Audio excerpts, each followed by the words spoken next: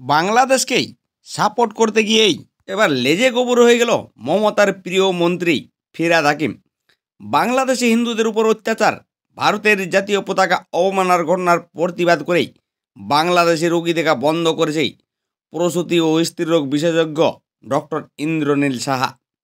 আর তার পথেই হেঁটেই বাংলাদেশি রোগী ভর্তি করা বন্ধ করল কলকাতার মানিকতলার জে.এন. রায় হাসপাতাল। হাসপাতালের তরফে স্পষ্ট জানিয়ে দেওয়া হয়েছে, দেশের উপরে কিছু নেই, আগে দেশ পরে রোজগার।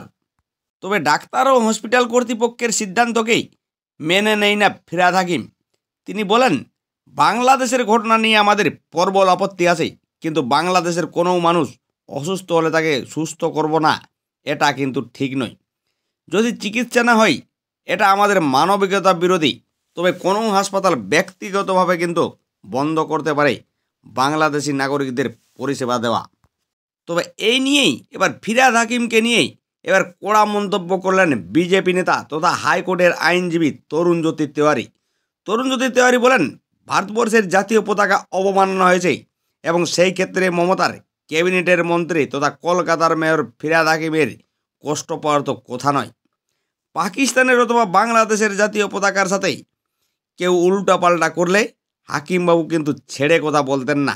তবে তরুণজ্যোতিবাবুর এই কথাতেই এবার রাজ্য রাজনীতিতে শোরগোল পড়ে গেল।